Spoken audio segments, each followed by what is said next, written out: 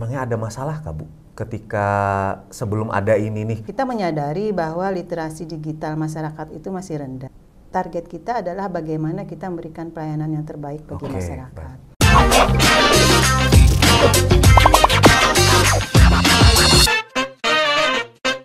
Salam sejahtera Sobat Inovasi, kembali bertemu dalam podcast Bagaimana Banjarmasin Bekerja, sebuah media informasi yang menyampaikan tentang inovasi yang sudah dilakukan di Kota Banjarmasin, baik oleh pemerintah daerah maupun oleh masyarakat.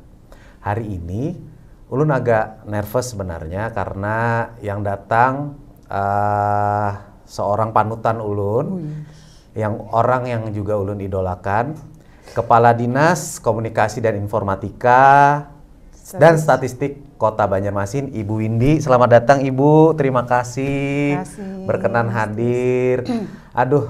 Dari semua ngobrol-ngobrol yang pernah Ulun lakukan, kayaknya yang perlu pendalaman materi hari ini nih. Tapi sengaja tidak didalami materinya karena Ulun mau mendengar langsung dari Ibu Windy tentang aplikasi Banjarmasin Pintar, Ibu ya. Sebuah aplikasi yang Ulun dapat kabar juga, sepengetahuan Ulun sudah banyak menang kompetisi, baik regional maupun nasional. Boleh diceritakan Ibu tentang apa sih aplikasi Banjarmasin Pintar ini? Jadi aplikasi Banjarmasin Pintar adalah sebuah super aplikasi sebenarnya. Super aplikasi yang dimiliki dan dikembangkan oleh tim Diskominfotik, yang di dalamnya itu berisikan seluruh aplikasi-aplikasi pelayanan publik dan pelayanan pemerintahan yang ada di pemerintah Kota Banjarmasin. Jadi aplikasi itu harapannya masyarakat tidak perlu lagi susah payah mendownload satu persatu aplikasi pelayanan publik yang disiapkan oleh pemerintah Kota Banjarmasin, misalnya aplikasi Dukcapil, aplikasi kesehatan dan sebagainya satu persatu. Ini cukup dengan mendownload aplikasi Banjarmasin Pintar sudah bisa mendapatkan masuk ke aplikasi-aplikasi yang ada itu. Ibu, sebelum lebih lanjut, Ulun mau tanya, memangnya ada masalah kah Bu ketika sebelum ada ini nih?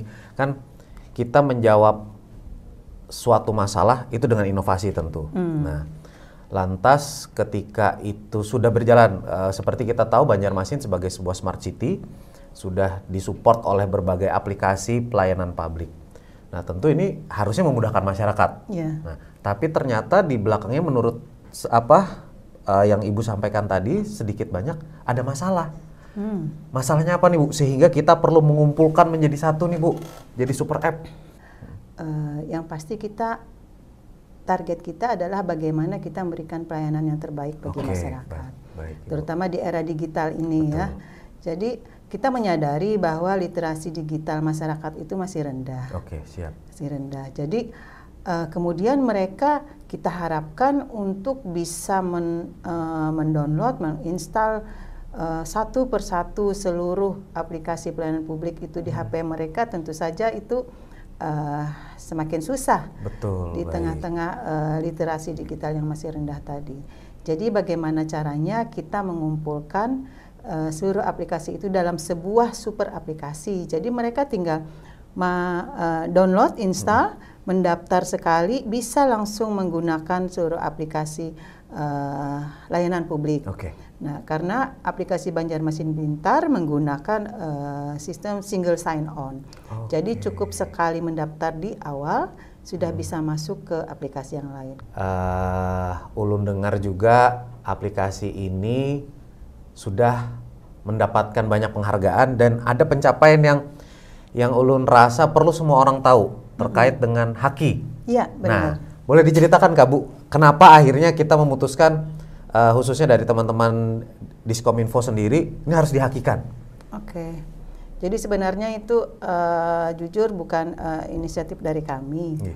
Kebetulan itu teman-teman dari Kemenkumham ya, itu yang ini kami bahwa pada saat mereka mengetahui ada inovasi kami yaitu Banjarmasin Pintar, ini sebaiknya dipatenkan, didaftarkan untuk mendapatkan hak atas kekayaan intelektual kayak gitu.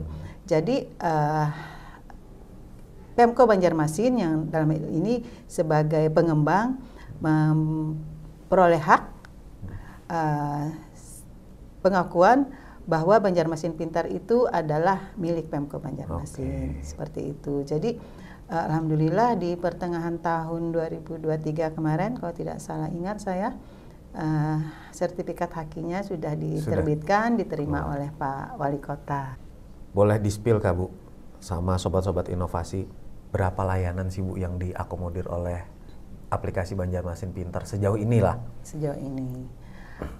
Sebenarnya kalau bisa itu seluruh aplikasi layanan publik, layanan pemerintahan yang sudah dikembangkan oleh tim kami di Diskominfotik itu dimasukkan ke situ. Tapi tentu saja setelah kami masukkan, kami lihat ada aplikasi yang kurang aktif kayak gitu. Adminnya mungkin masih ada permasalahan di SKPD masing-masing, sebab Pak Tius, kami memang yang mengembangkan aplikasi-aplikasi layanan publik di SKPD, tetapi setelah selesai tentu saja aplikasi itu kami serahkan ke SKPD. Sebagai operatornya Ibu ya? Ya, operator yang mengelola, updating data dan sebagainya. Jadi tanggung jawab mereka lah untuk mengaktifkan aplikasi-aplikasi tersebut. Jadi kami pantau misalnya aplikasi itu ada yang kurang aktif, nanti kami hubungi adminnya untuk apa permasalahannya, apa perlu dikembangkan lagi, ditambah fitur-fiturnya seperti itu. Jadi kadang ada aja semuanya sebenarnya di dalam aplikasi Banjarmasin Pintar itu, seluruh aplikasi itu, tapi untuk yang masih misalnya ada pengembangan, penambahan fitur itu kami semacam di-hide dulu, disembunyikan sehingga sementara tidak bisa diakses. Baik. Jadi ini memang sebuah media aplikasi, media digital yang memudahkan banget sih Bu. Iya, gini juga saya lupa menginikan bahwa ini sudah sesuai dengan arahan Kemenpan RB. Arahan Kemenpan RB kan menyikapi begitu banyaknya aplikasi-aplikasi di seluruh Indonesia yang dibangun oleh pemerintah daerah, yang kebanyakan memang mayoritas dibangun dengan menggunakan tenaga penyedia jasa pengembang. Jadi berbayar. Berbayar. Syukur alhamdulillah pemerintah Kota Banjarmasin mengembangkan aplikasi secara prinsip tidak berbayar karena kami menggunakan jasa internal resource berarti ini. Internal resource merupakan tenaga-tenaga ahli yang kami rekrut untuk membantu kami mengembangkan itu. Dan tadi terkait dengan arahan Kemenpan RB bahwa daerah-daerah diarahkan untuk mengumpulkan aplikasi-aplikasi yang ada di daerah mereka dalam sebuah super aplikasi dengan single sign on. Loh, saya bilang ini sudah kita lakukan di Kota Banjarmasin. Bahkan sebelum ada arahan dari Kemenpan RB kita sudah melakukan itu. Baik, ini membuktikan bahwa di tengah tantangan kita bisa sih sebenarnya one step ahead dari orang lain juga. Tinggal kreativitas aja sih. Baik, Ibu, Ulun mau tanya ini, kan ini ketika Ibu cerita sudah keren nih aplikasinya, tapi Ulun percaya nggak mungkin dong stop sampai di sini, sampai hanya di 40 layanan itu aja gitu kan. Ini rencananya teman-teman dari Diskominfotik mau diapain terkait keberlanjutannya? Apakah mau? Ulun percaya pasti akan ada perkembangan yang lebih wow nih ke depannya. Jadi tentu saja Pak Tius, kita mengikuti perkembangan teknologi yang begitu cepat di luar sana. Kita akan menyesuaikan aplikasi Banjarmasin Pintar dengan kemajuan teknologi tersebut. Mungkin yang terdekat ini yang akan kita lakukan adalah bagaimana caranya agar aplikasi Banjarmasin Pintar bisa juga digunakan oleh teman-teman disabilitas. Wow, iya betul. Jadi mungkin kalau bisa kita lihat ada orang yang bisa membaca, orang tunanetra ya. Yang kayak kemarin menang kompetisi nyanyi itu deh kayaknya. Siapa sih Putri ya, Putri Aryani. Saya ngelihat videonya gimana dia bisa membaca dan membalas komen-komen di Instagramnya dia sendiri kayak gitu. Padahal kita tahu dia ada keterbatasan ya, itu tidak bisa melihat ya.